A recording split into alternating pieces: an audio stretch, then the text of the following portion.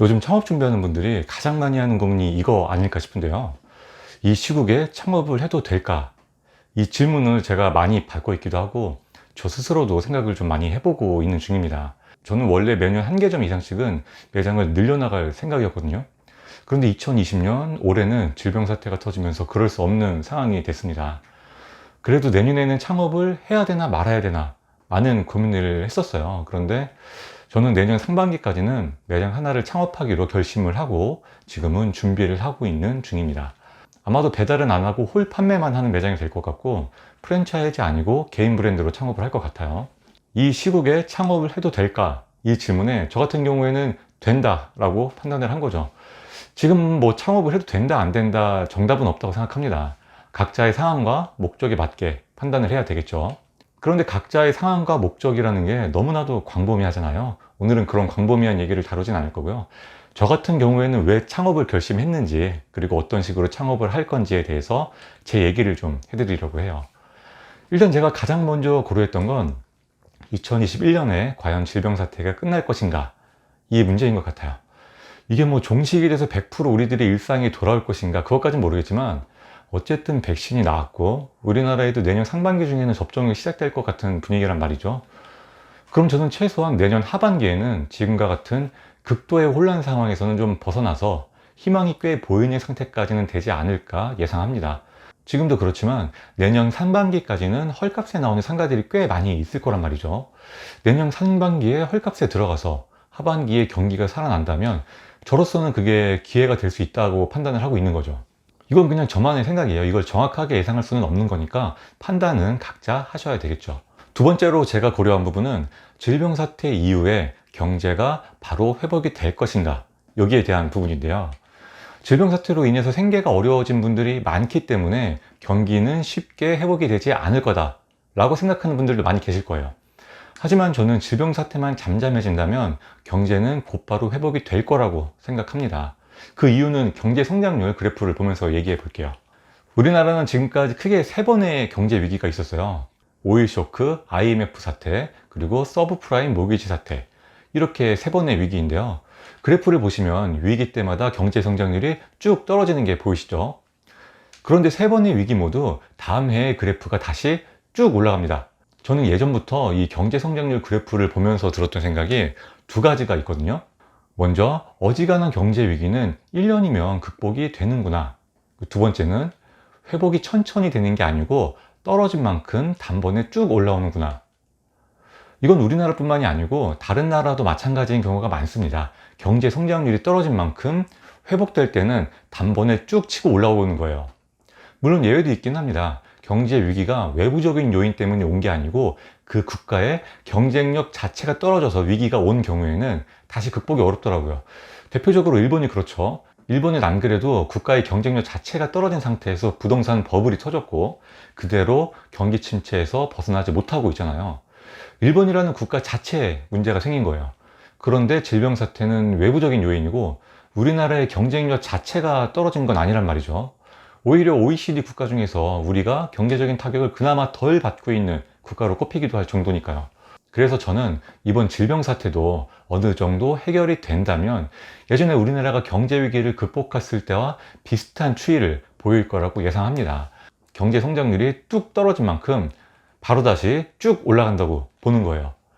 자신이 위기에 빠져 있는 상태에서는 사실 냉정하게 현상을 바라보기가 쉽지 않습니다. 예전에 우리나라 경제가 큰 위기에 빠졌을 때, 그러니까 오일 쇼크 당시, IMF 당시, 그리고 서브프라임 모기지 사태 당시, 그때에도 많은 사람들은 그 위기가 끝나지 않을 것 같은 공포에 빠져 있었어요. 하지만 그 위기를 냉정하게 바라보고 기회로 삼은 사람들은 오히려 떼돈을 벌기도 했습니다. 저는 이번 위기를 기회로 삼기로 한 거고요. 이것도 뭐 저만의 생각이고 미래를 정확하게 예측할 수는 없는 거니까 판단은 각자의 몫이겠죠. 세 번째로 제가 고려한 점은 제 예상과는 다르게 내년 하반기까지 질병 사태가 나아지지 않는다면 어쩌지? 여기에 대한 부분이었습니다.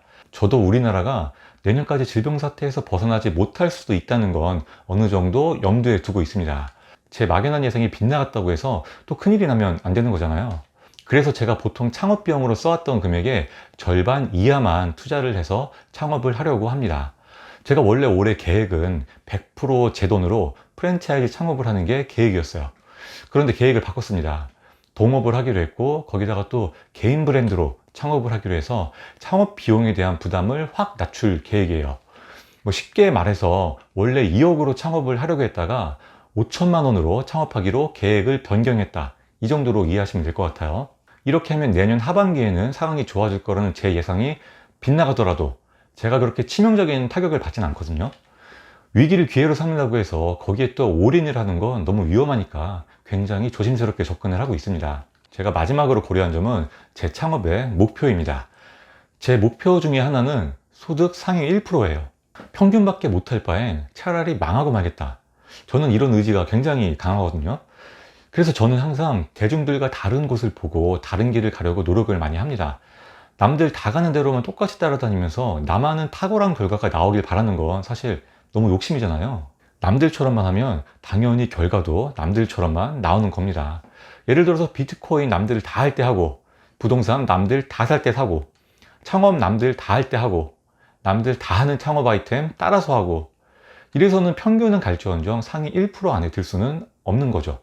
이런 건 제 목적에 맞지 않습니다. 상위 1%에 들려면 결정적인 순간에는 어느 정도 위험을 감수하더라도 남들보다 빠르거나 탁월한 선택을 할 수 있어야 된다고 생각을 해요.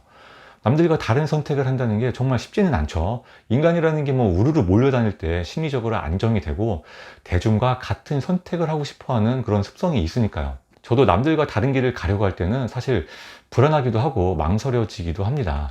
하지만 저 상위 1%라는 목표가 저는 좀 명확하기 때문에 더 과감하게 결정할 수 있는 것 같아요. 남들이 뭐라고 해도 내가 진짜 확신이 들고 또 그 확신에 대한 근거가 명확하고 내가 진짜 완벽하게 준비가 됐다면 저는 남들과 다른 길을 갑니다. 이건 제 목표와 제 생각이고 역시 판단은 각자의 몫이겠죠.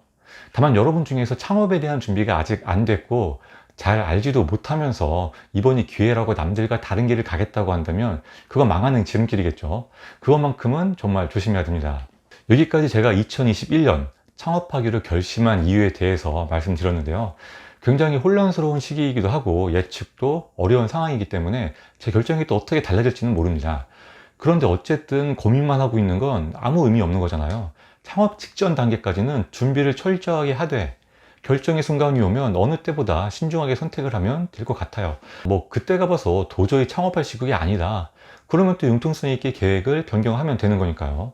제가 오늘 판단은 각자의 몫이라는 말씀을 많이 드렸지만 하염없이 고민만 하고 있는 건 무조건 틀린 거다 라는 얘기는 확실히 들을 수 있을 것 같습니다.